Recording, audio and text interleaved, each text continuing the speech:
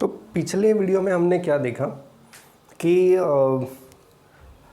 बता रहा हूँ कि ये वेव फ्रंट जो है, पूरा वेव फ्रंट, इसको हमने दो पार्ट में डिवाइड कर लिया था, ए ओ एंड ओ बी। और उसमें हमने पाथ डिफरेंस ले लिया था लैम्बडा, और लैम्बडा अगर पाथ डिफरेंस है तो ये जो पॉइंट है यहाँ पे हमें मिनिमा मिला था। और इसी तरह से in general we can say that if the path difference between the ray from A and ray from B is integral multiple of lambda, then we get dark band यानी मिनिमम इंटेंसिटी पॉइंट, और जिसको हमने कहा था secondary minima. आपके book में है कि नहीं कंडीशन पता नहीं, but it is also called as secondary minimum. अब हम बात करते हैं कि ये ब्राइट बैंड्स कहाँ मिलेंगे। एक ब्राइट बैंड तो हमने देख लिया था, वो कहाँ पे था, ये द सेंट्रल मैक्सिमा, इसको हमने कहा था सेंट्रल मैक्सिमा। अब ब्राइट बैंड कहाँ मिलेगा, उसके लिए आपकी बुक में कुछ भी एक्सप्लेनेशन दिया नहीं है, और डायरेक्टली उन्होंने कह दिया है, you can see it on page number 178 equation 7.27, equation 7.27। और वो ये कहता है कि इफ़ द पाथ डिफरेंस, अब ये तो आपको पता होगा कि पाथ डिफरेंस कितना रहता है, ए साइन थीटा, उसके लिए ये डायग्राम हमने देखी थी। So if the path difference is n plus 1 by 2 multiple of lambda, then you will get central maxima, no, not central maxima, secondary maxima. If the path difference, and if this condition is satisfied for a particular point, you will get secondary maxima points. Directly दे दिया। अब इसका explanation कुछ भी नहीं है, but मैं थोड़ा सा इसका एक्सप्लेनेशन दे देता हूँ। Let us take first n is equal to 1। So if I take n is equal to 1, then I have it is 3/2 lambda if n is equal to 1। ठीक है, छोड़ो, आगे बढ़ते हैं। अब देखो क्या होने वाला है यहाँ पे। That means the path difference is 3/2 lambda if the path difference between ray starting from A and ray starting from B, if this path difference यानी BC is equal to 3/2 lambda, तो क्या होगा, ध्यान से सुनो अभी क्या होने वाला है। पहले केस में हमने इस वेवफ्रंट को दो पार्ट्स में डिवाइड कर लिया था, AO एंड OB। अब ये यही वेवफ्रंट में थोड़ा सा यहाँ ड्रॉ कर रहा हूँ, ये है A, ये है B, और अब मैं इसके तीन पार्ट्स कर रहा हूँ, तीन इक्वल पार्ट्स कर रहा हूँ। मैं नाम दे रहा हूँ P एंड Q।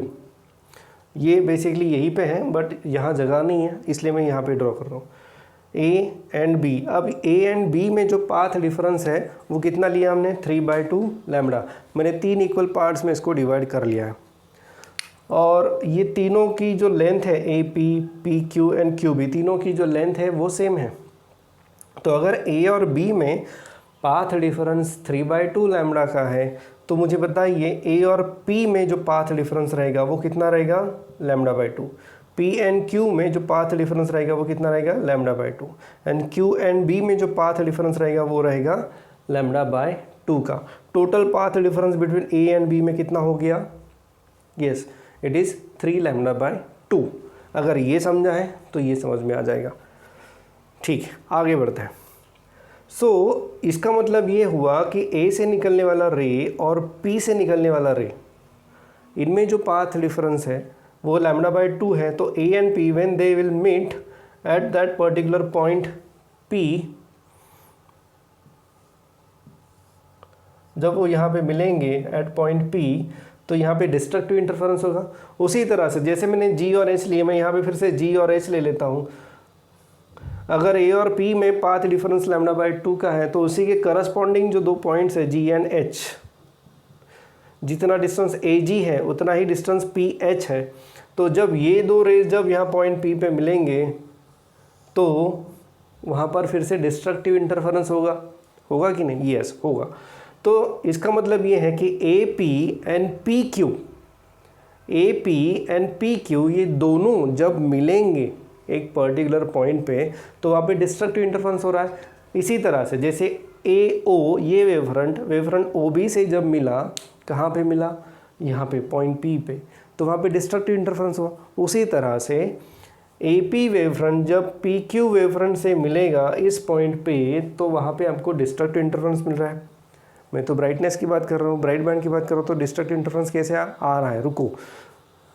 तो चलिए AP को PQ ने कैंसिल कर दिया, लेकिन अभी भी there is one more wave front, 1/3 wave front is remaining and that is QB। इसको कैंसिल करने वाला कोई भी नहीं है। ये जो वेव फ्रंट है कौन सा, QB, इसको कैंसिल करने वाला कोई भी नहीं है। तो यहाँ पे जब ये लाइट रेज जाएंगे तो यहाँ पे जो ये बेंड हो रहा है बिकॉज ऑफ दिस लेंस, दिखाया नहीं है बट बेंड हो रहा है। तो जब ये वेव फ्रंट वहाँ पे जाएगा, उस वेव फ्रंट को कैंसिल करने वाला कोई भी नहीं है। तो वहाँ पे जो ब्राइटनेस कंट्रीब्यूट करने वाला है वो कौन है, 1/3 वेव फ्रंट QB। समझ में आ रहा है? अगर आ रहा है तो ठीक है। ये एक्सप्लेनेशन आपसे कोई भी पूछने नहीं वाला है आपकी स्टेट बोर्ड की एग्ज़ाम में, बट फिर भी थोड़ा बहुत पता होना चाहिए, इसलिए मैंने ये बता दिया। क्या किया, यहाँ पे हमने दो इक्वल ये वेवफ्रंट जो था AB, इसको दो इक्वल पार्ट में डिवाइड कर लिया और दोनों ने एक दूसरे को कैंसिल कर दिया, इसलिए हमें यहाँ पे डार्क बैंड मिला। कैंसिल करने का कारण ये था कि उनमें पाथ डिफरेंस जो है वो लैम्डा का है। अभी हमने एज्यूम किया 3/2 लैम्डा, तो 3/2 लैम्डा यानी A और B में पाथ डिफरेंस जो है वो है 3/2। तो मैंने इसको 3 पार्ट्स में डिवाइड कर लिया, AP, PQ, QB। उसमें से A और Q में जो पाथ डिफरेंस आएगा वो आएगा लैम्डा का। तो A और Q में जो पाथ डिफरेंस है वो है लैम्डा। तो इसको इसी की तरह आप एक्सप्लेन कर सकते हो, यानी ये जो वेवफ्रंट A और Q है उसकी वजह से यहाँ पे कोई भी लाइट कंट्रीब्यूट नहीं हो रहा है। तो लाइट किसकी वजह से कंट्रीब्यूट हो रहा है, लाइट कंट्रीब्यूट हो रहा है QB की वजह से, यानी 1/3 स्लिट की वजह से। अब जो कि यहाँ पे पॉइंट P0 पे, सेंट्रल मैक्सिमा पे पूरा का पूरा लाइट कॉन्सेंट्रेट हो रहा है, पूरा वेव फ्रंट यहाँ पे कॉन्सेंट्रेट, तो इसकी इंटेंसिटी जो है वो मैक्सिमम रहेगी। लेकिन अगर मैं यहाँ की बात करता हूँ पॉइंट P पे, जहाँ पे ये कंडीशन अभी सेटिस्फाइड है, कौन सी कंडीशन, 3/2 लैम्डा वाली, तो यहाँ पे 1/3 स्लिट का ही लाइट आ रहा है और इसीलिए यहाँ पे जो इंटेंसिटी आपको मिलेगी वो उतनी नहीं मिलेगी जितनी यहाँ पे P0 पे मिल रही है, और इसी कारण जो इंटेंसिटी रहेगी वो कम रहेगी as compare to central maxima. और इसी के लिए इसके बाद वाले जो ब्राइट पॉइंट्स रहते हैं, ब्राइट बैंड्स रहते हैं, उसको कहा जाता है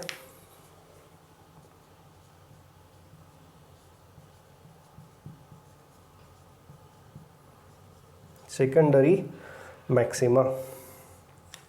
ठीक है, एक और एग्जांपल ले लेते हैं। लेट अस एज्यूम कि the path difference is 5/2 lambda. The path difference is 5/2 lambda, यानी n is equal to 2 put किया। तो अब यहाँ पे क्या चेंज होगा, यहाँ पे होगा ये, मैं करके बता देता हूँ। अब देखो क्या होगा। So again I am drawing wave front AB, थोड़ा ज़्यादा बनाना पड़ेगा। और अब ये वेवफ्रंट को मैं 5 इक्वल पार्ट्स में डिवाइड करता हूँ। ये पहला हो गया, ये दूसरा हो गया, ये तीसरा हो गया, ये फोर्थ एंड दिस फिफ्थ। तो दिस इज वेवफ्रंट AB, इसमें मैं P, Q, R, S। तो अब देखो ये जो पाथ डिफरेंस है वो है 5/2 लैम्डा का। सो A एंड P में path difference λ/2, P and Q में λ/2, इसमें λ/2, ये भी λ/2 और ये भी λ/2। Wavefront AB is divided into 5 equal parts and ये पाथ डिफरेंस है A एंड P में, P एंड Q में, Q एंड P में।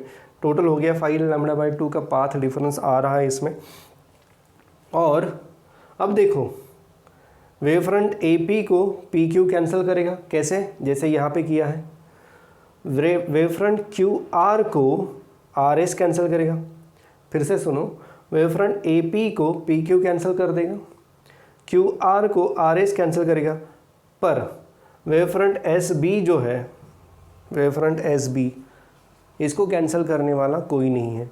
तो वहाँ पे जब ये सारे पॉइंट्स मिलते हैं पॉइंट P पे, आई मीन सारे रेज जब मिलेंगे, तो वहाँ पे एक ही wavefront 1/5 part of the wavefront जो है वही बस लाइट कंट्रीब्यूट करने वाला है, बाकी सबका लाइट डिस्ट्रक्टिव इंटरफेरेंस की वजह से कैंसिल होने वाला है। यानी जब पहले 3/2 पाथ डिफरेंस था, 3/2 लैम्डा पाथ डिफरेंस था, तो पॉइंट पी पे 1/3 स्लिट ने कंट्रीब्यूट किया। जब पाथ डिफरेंस 5/2 लैम्डा है तो वहाँ पे उस पॉइंट पे 1/5 स्लिट ने कंट्रीब्यूट किया। इसका मतलब ये है कि जैसे जैसे आप ऊपर जाओगे, जैसे जैसे आप 1 2 3 रैंक ऊपर लेके जाओगे, वैसे वैसे पाथ डिफरेंस का क्या हो जाएगा, 3/2 लैम्डा है, उसके बाद 5/2 लैम्डा, उसके बाद 7/2 लैम्डा, ऐसे ऐसे होते जाएगा। और जो कि लाइट कंट्रीब्यूट करने वाला जो सेक्शन है उस स्लिट का, वो कम होते जा रहा है। इसका मतलब ये है कि जो मैक्सिमम इंटेंसिटी की जो इंटेंसिटी है वो भी कम होती जाएगी। तो रिजल्टेंट पैटर्न आपको कैसे दिखाई देगा वो अब ज़रा आप ध्यान दो। अब ये मैं पूरा मिटा रहा हूँ। तो ये है इंटेंसिटी ग्राफ, यानी this is point corresponding two point P not, और यहाँ पे आप देख सकते हो कि इंटेंसिटी मैक्सिमम है। फिर यानी इसको मैं कहूँगा सेंट्रल मैक्सिमम। फिर यहाँ पे इंटेंसिटी 0 है तो इसको मैं कहूँगा सेकेंडरी मिनिमा, और ये फर्स्ट सेकेंडरी मिनिमा है बिलो द मैक्सिमा, और ये फर्स्ट सेकेंडरी मिनिमा है अबव द मैक्सिमा। जैसे मैंने कहा कि ऊपर और नीचे नंबरिंग सेम रहेगा। तो यहाँ पे ये डार्क बैंड्स हमें दिखाई दे रहे हैं, यहाँ पे डार्कनेस है। फिर हम देखते हैं कि फिर से यहाँ पे इंटेंसिटी बड़ी है, तो इसको हम कहते हैं सेकेंडरी मैक्सिमा।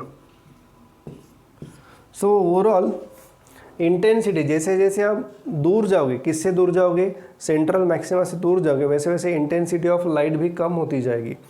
ये सेंट्रल मैक्सिमा का इंपॉर्टेंट रोल है आगे वाले टॉपिक में, रिजॉल्विंग पावर में, तो इसलिए इसको याद रखना। सेंट्रल मैक्सिमा जिसकी इंटेंसिटी मैक्सिमम रहती है और बाकी जो मैक्सिमा रहती है उनकी इंटेंसिटी जो है वो कम कम होती है। अब इंटेंसिटी कम क्यों हो रही है उसका भी कारण मैंने अभी बताया कि ये जो पहला वाला ये जो है सेंट्रल मैक्सिमा, यहाँ पे पूरे वेवफ्रंट की लाइट कॉन्सेंट्रेट हो रही है सेंट्रल मैक्सिमा में। अब मैं इसकी बात करता हूँ पहला वाला मैक्सिमा, सेकेंडरी मैक्सिमा, तो यहाँ पे 1/3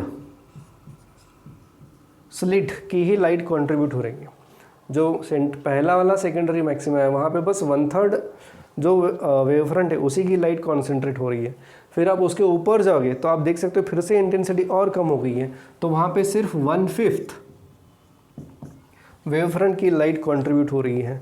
तो इसलिए मैंने पूरा एक्सप्लेन किया था 1/3 कैसे, 1/5 कैसे, और उसके लिए पाथ डिफरेंस हमने 3/2 लैम्डा एंड 5/2 लैम्डा लिया था।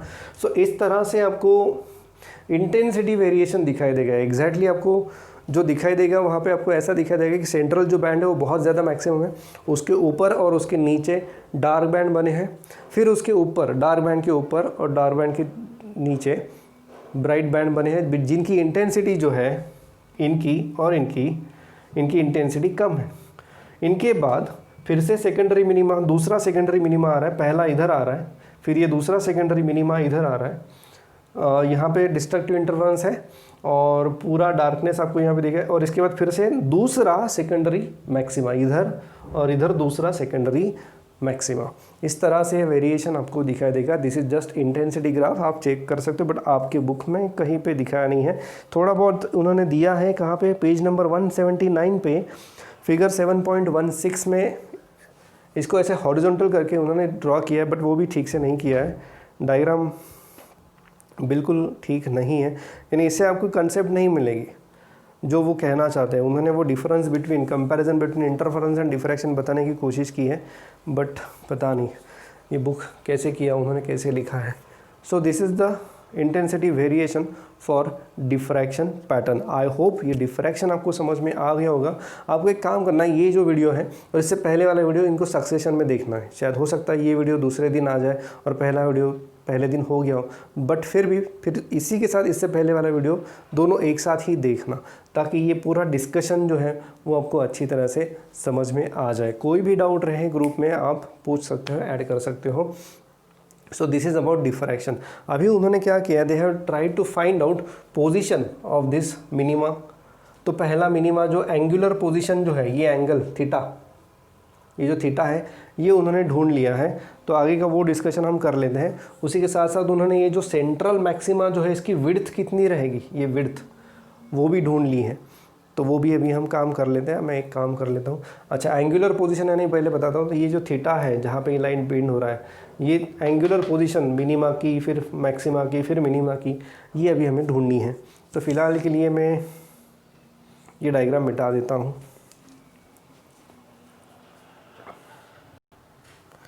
अभी हम देख लेते हैं पोजीशन ऑफ डार्क बैंड।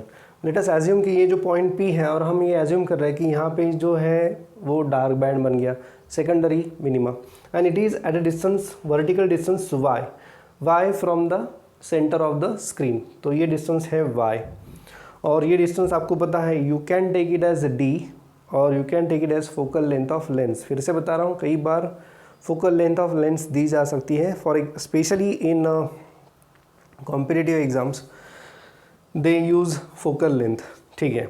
सो ये y है और ये हॉरिजॉन्टल डिस्टेंस d है। अभी आप देख सकते हो ये ट्राइंगल आपको दिखाई दे रहा होगा OP0P। OP0P में ये जो tan थीटा है, tan theta is also equal to sine theta. क्यों? Because theta is very small. If theta is very small, और थीटा बहुत कम है, बहुत छोटा, ये मैं कैसे बता सकता हूँ? क्योंकि ये जो विड्थ है ये बहुत ही छोटी है, किसकी? एपर्चर ए की। So tan theta is equal to approximately equal to sine theta equal to opposite upon adjacent, so y/d। मैं ट्राई कर रहा हूँ क्या? I am trying to find out position of dark band. So tan theta is equal to sine theta equal to y/d। हमें ये पता है कि a sine theta is equal to n lambda. This is nothing but condition for nth dark band in diffraction. So a sine theta is equal to n lambda and therefore sine theta is equal to n lambda by a।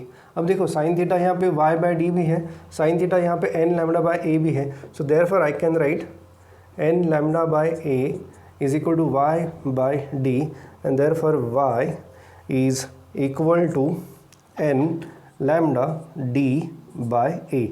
और इसी को उन्होंने w ये symbol दिया है, आपके text book में आप देख सकते हो। It is equal to nw where they are calling it w as the distance between two successive dark band, ऐसा उन्होंने यहाँ पे कहा। या फिर विड्थ, जैसे इंटरफेरेंस में हमने फ्रिंज विड्थ ये कंसेप्ट देखी, वैसे यहाँ पे ये विड्थ है of dark band and bright band.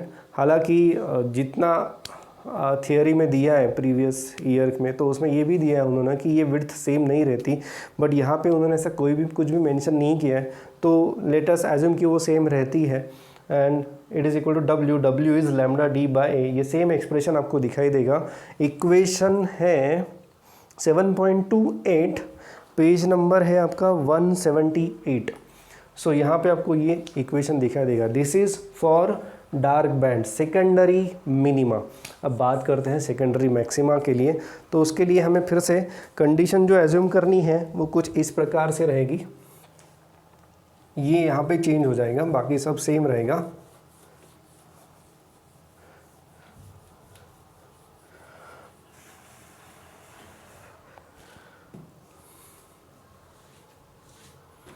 तो a साइन थीटा, अब ब्राइट बैंड, तो ब्राइट बैंड की जो कंडीशन है that is n+1/2 lambda. So therefore sine theta is equal to n+1/2 lambda by a। अब ये साइन थीटा और ये भी साइन थीटा है, so we can write n+1/2 lambda by a is equal to y upon d, and therefore vertical distance y of that nth secondary maxima is n+1/2 lambda d by a। ये है उसका vertical distance from the centre of screen. तो और फिर से उन्होंने यहाँ पे लैम्डा d बाई ए के लिए w ये सिंबल यूज़ किया, where we can call w as a width of that secondary maxima. तो ये एक एनालिसिस आपके टेक्स्ट बुक में दिया है। कई बार ऐसा होता है कि दे आस्क एंगुलर पोजीशन, अगर वो एंगुलर पोजीशन पूछते हैं थीटा, तो आप डायरेक्टली इसका यूज़ कर सकते हो। ये अपर्चर विड्थ, स्लिट विड्थ आपको दी जाएगी और करस्पॉन्डिंग आप डाटा यूज़ करके इसका एंगुलर पोजीशन भी ढूंढ निकाल सकते हो। नाउ नेक्स्ट इज़, उन्होंने एक और डिस्कशन यहाँ पे किया है and that is for width of this central maxima. इसकी जो विड्थ है वो कितनी है ये उन्होंने पूछा है, तो वो भी एक बार देख लेते हैं। अब देखो, आपको विड्थ निकालनी है इसकी, तो यानी आपको ये पता है ये फर्स्ट मिनिमा है, इसको मैं y1 बोलता हूँ, और ये भी तो फर्स्ट मिनिमा है y1। तो विड्थ ऑफ सेकेंडरी मैक्सिमा में ये बोल सकता हूँ it is y1 plus y1, ठीक है। Where y1 is the position of first minima, secondary minima. और उसके लिए तो अभी हमने ढूंढ निकाला था कि what is the position of secondary minima. Position of secondary minima is n lambda d by a. This is the position of secondary minima. Here we are talking about first minima, यहाँ का first, और इसके नीचे भी numbering same रहेगा, ये ऊपर 1 2 3 रहेगा और नीचे भी ये 1 2 3। तो ऊपर का फर्स्ट मिनिमा और नीचे का जो फर्स्ट मिनिमा है, इन दोनों के बीच में जो डिस्टेंस है that is nothing but width of central maxima. तो I can say it is y1 plus y1। So यहाँ पे मैं y1 is equal to lambda d by a, क्योंकि यहाँ पे we are talking about first secondary minima. और जो width है, width of central maxima, that is equal to y1 plus y1, 2y1 equal to 2 lambda d by a, 2 lambda d by a। इसके अलावा मैं ये भी लिख सकता हूँ 2 लैम्डा f अपॉन a। ये आपके बुक में नहीं है, ये वाला पार्ट, f वाला part, where f stands for focal length of the lens. क्योंकि ये डिस्टेंस जो रहता है लेंस और ये स्लिट में वो ज़्यादा नहीं रहता, तो अप्रॉक्सीमेटली हम ये बोल सकते हैं कि d is equal to f, क्योंकि कई बार न्यूमेरिकल्स में f दिया जाएगा, d नहीं दिया जाएगा। तो ये जो विड्थ है ये हमने अभी निकाली, सेंट्रल मैक्सिमा की जो विड्थ है वो हमने निकाली बाय यूजिंग दिस एनालिसिस। ये हमने पहले ही ढूंढ लिया था, that is nothing but vertical position of secondary minima and secondary maxima on the screen. ये डिस्टेंस y जो हमने निकाल लिया था। तो ये था डेरिवेशन, और ये आपके एक्सरसाइज के क्वेश्चन में भी है। तो इस तरह के कोई डेरिवेशंस आपको आ सकते हैं। बट ये डेरिवेशन के दौरान उन्होंने कहीं पर भी डायग्राम ड्रॉ नहीं किए। आपको अगर चाहिए तो आप डायग्राम ड्रॉ कर सकते हो, वैसे कुछ खास ऐसी ज़रूरत नहीं है क्योंकि उन्होंने नहीं किया है, ठीक है। अब हम आगे बढ़ते हैं। आगे जो डिस्कशन उन्होंने किया है that is nothing but difference between interference and diffraction. ये डिफरेंस उन्होंने बताने की कोशिश की है। हम भी देखते हैं कि क्या क्या है पॉइंट्स। उन्होंने एक टेबल दिया है, वो टेबल आप पढ़ लो। टेबल से कोई भी डाउट है तो आप डिस्कस कर लेंगे हम ग्रुप पे। फ़िलहाल ये डिफरेंस क्या है, बेसिक डिफरेंस वो पहले जान लेते हैं कि क्या है। उससे पहले आई होप कि आपको डिफ्रैक्शन समझ में आ गया होगा। ये दो ही इम्पॉर्टेंट फेनोमेना है इस चैप्टर के। कौन से? एक तो है इंटरफेरेंस और दूसरा है डिफ्रैक्शन, जिसके ऊपर आपको बहुत सारे न्यूमेरिकल्स और बहुत सारे थियरी क्वेश्चंस आने वाले हैं। तो इसलिए इन सब को अच्छे से तैयार करो।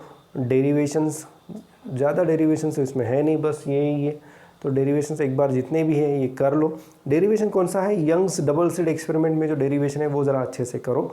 और ये छोटे छोटे डेरिवेशंस हैं, इन्हें भी आप संभाल लो, कर लो अच्छे से। इसके ऊपर आपको थियरी क्वेश्चंस आ सकते हैं। चलिए अब हम आगे बढ़ते हैं।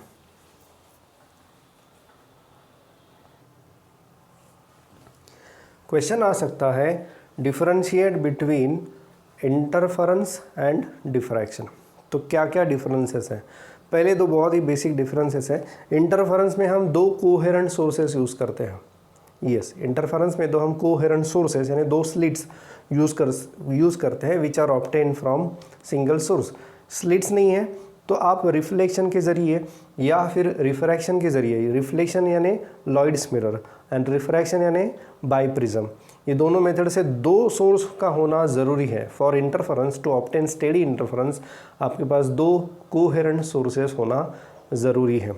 डिफ्रैक्शन में आपके पास सिर्फ एक ही सोर्स का होना ज़रूरी है, यानी एक ही स्लिट का होना ज़रूरी है। दोनों में dimensions of this sources should be very small. Slit की जो विड्थ है वो बहुत ही छोटी चाहिए, और इंटरफेरेंस में भी जो दोनों सोर्सेज है they should be very small, point size sources वहाँ पे चाहिए। ये डिफरेंस नहीं है, सिमिलरिटी हो गई, बट डिफरेंस ये है कि इंटरफेरेंस में आपको दो सोर्सेज चाहिए और डिफ्रैक्शन में आपको एक ही सोर्स चाहिए। दूसरा है कि जो इंटरफेरेंस में आपको डार्क बैंड, ब्राइट बैंड मिलते हैं, ये जो ब्राइट बैंड होते हैं इन सब की इंटेंसिटी सेम रहती है। वहाँ पे ऐसा कहीं नहीं है कि सेंट्रल वाला जो ब्राइट बैंड है वो बहुत ज़्यादा इंटेंसिटी वाला और बाकी जो बैंड है ब्राइट बैंड वो कम इंटेंसिटी वाला है, ऐसा नहीं है। इंटरफेरेंस में जो आपको ब्राइटनेस मिलेगी, जितने भी ब्राइट बैंड है सबकी ब्राइटनेस सेम रहेगी, वहाँ पे ब्राइटनेस चेंज नहीं होगी। उसका उल्टा डिफ्रैक्शन में अभी हमने ये देखा कि जो सेंट्रल मैक्सिमा है उसकी इंटेंसिटी, ब्राइटनेस सबसे ज़्यादा रहेगी, और जैसे जैसे आप उस सेंट्रल मैक्सिमा के ऊपर या नीचे जाओगे तो ब्राइटनेस जो है वो कम होती जाएगी। उसका भी कारण मैंने बताया कि पहले ब्राइट बैंड में सेंट्रल मैक्सिमा के बाद जो पहला वाला ब्राइट बैंड है वहाँ पे 1/3 स्लिट कंट्रीब्यूट कर रही है, उसके ऊपर दूसरा जो ब्राइट बैंड है सेकेंडरी दूसरा, वहाँ पे 1/5 स्लिट कंट्रीब्यूट कर रहे हैं, और इसके कारण ये जाता है कि इंटेंसिटी जो है वो धीरे धीरे कम होती जाती है। तो ये 2 पॉइंट्स थे। बाकी कुछ पॉइंट जो है उन्होंने एक टेबल में बताया, तो वो टेबल भी ज़रा सा फटाक से देख लेते हैं कि क्योंकि आपके पास बहुत सारे पॉइंट्स बन जाते हैं। अगर कोई क्वेश्चन आता है कि differentiate between interference and diffraction, तो ये बाकी पॉइंट्स भी आप बता सकते हो जो उन्होंने टेबल में दिए। तो लेट अस सी क्या पॉइंट्स दिए हैं। अब देखो क्या क्या है यहाँ पे। पहले सिम्बॉल्स, स्मॉल डी ये इंटरफेरेंस का कॉलम है और ये डिफ्रैक्शन का कॉलम है, and we are talking about the differences regarding nth bright band. nth bright band को दिमाग में रख के हम ये डिफरेंसेस लिख रहे हैं, ये इंटरफेरेंस के लिए, ये डिफ्रैक्शन के लिए। और यहाँ पे स्मॉल डी आपको याद होगा, इंटरफेरेंस में स्मॉल डी का मतलब होता है डिस्टेंस बिटवीन 2 लाइट सोर्सेस, और यहाँ पे ए का मतलब होता है डिफ्रैक्शन में it is the width of that aperture. पहला पॉइंट फेज डिफरेंस। इन फेज डिफरेंस ब्राइट बैंड है तो यहाँ पे phase difference should be integral multiple of 2 पाई। यहाँ पे phase difference should be n+1/2 2 pi.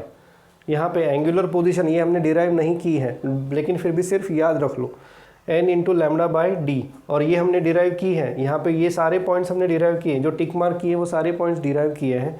n+1/2 λ/d ये अभी हमने डिराइव किया। फिर हमें पता है path difference should be integral multiple of lambda, and here for secondary maxima the path difference should be, आपको याद होगा n+1/2 लैम्डा, अभी हमने डिस्कस किया था थोड़ी देर पहले। एक और चीज़ यहाँ पे distance from the central bright band n λd/d ये भी हमने डिराइव किया है। Young's modulus double slit experiment का जो एनालिसिस है उसमें हमने ये डिराइव किया है, और यहाँ पे ये भी हमने थोड़ी देर पहले डिराइव किया है। It is n+1/2 λd/a। यहाँ पे a जो है that is width of aperture, और यहाँ पे स्मॉल d है that is distance between 2 sources. ये सारे पॉइंट्स किसके लिए हैं? ये फॉर ब्राइट बैंड के लिए हैं। These are points for the bright band. I hope ये समझ में आ गया होगा। बस ये पॉइंट हमने डिराइव नहीं किया, बट इसे याद रख लो, ज़रूरत पड़ी तो मैं बाद में बता दूंगा डिराइव करके। बाकी ये सारे पॉइंट जो है ये सब हमने देखे हैं। These are conditions to obtain constructive interference and destructive interference. अगर ये कंडीशंस आपको याद है तो ये डिफरेंसेस भी आपको अपने आप पता हो जाएंगे। ये हमने डिराइव नहीं किया है। क्या है ये? Phase difference. लेकिन ये आप आसानी से बता सकते हो, क्योंकि अगर पाथ डिफरेंस आपको ये चाहिए ऑड मल्टीपल ऑफ λ/2, तो फेज डिफरेंस भी आपका ऑड मल्टीपल ऑफ पाई रहेगा, ऑड मल्टीपल ऑफ पाई रहेगा। ये आप याद रख सकते हो, ठीक है। बाकी सारे पॉइंट्स आई होप ये क्लियर होंगे, और ये पॉइंट्स आप याद रखो। आपको ये अगर कोई क्वेश्चन आता है right the difference between interference and diffraction, so ये सारे डिफरेंसेस है। और मैंने एक डिस्कस नहीं किया है, दूसरा एक आधा पार्ट ही बताया nth ब्राइट बैंड। अगर nth डार्क बैंड है तो क्या कंडीशन है वो भी आप लिख सकते हो, बस इधर का उधर और इधर का इधर आ जाएगा, बाकी कुछ खास चेंज इसमें नहीं रहेगा। सो हालांकि देखा जाए तो हमने इंटरफेरेंस एंड डिफ्रैक्शन पूरा ख़त्म कर दिया है। कुछ ग्राफिकल प्रेजेंटेशन भी है। एक और पॉइंट यहाँ पे उन्होंने बताया कि there is a diffraction due to 2 slits as well, यानी अगर आपके पास 2 स्लिट्स है तो तब भी आपको डिफ्रैक्शन मिलेगा, और उसका एक ग्राफ भी उन्होंने दिखा है, फिगर है 7.16। तो इसके बारे में मैं नेक्स्ट वीडियो में डिस्कशन करूंगा, क्योंकि बहुत ज़्यादा इम्पॉर्टेंट पार्ट वो बिल्कुल नहीं है। अभी तक जो हमने डिस्कशन किया है वही बहुत ज़्यादा इम्पॉर्टेंट है, उसी के ऊपर ज़्यादा जोर लगाओ। एक और टॉपिक है that is resolving power of telescope and microscope. इसके ऊपर मैं नेक्स्ट वीडियो में डिस्कशन करूँगा। तो फ़िलहाल के लिए जो जो पॉइंट्स अभी हमने देखे इसको अच्छी तरह से नोट करो और इन्हें याद रखो। इसके ऊपर क्वेश्चंस आपको आने ही आने हैं, और न्यूमेरिकल्स भी इसके ऊपर आएंगे। बहुत इंपॉर्टेंट न्यूमेरिकल्स भी हैं, वो हम सॉल्व कर लेंगे। एक्सरसाइज में दिए हैं बहुत सारे न्यूमेरिकल्स। सो अभी के लिए फ़िलहाल बस इतना ही।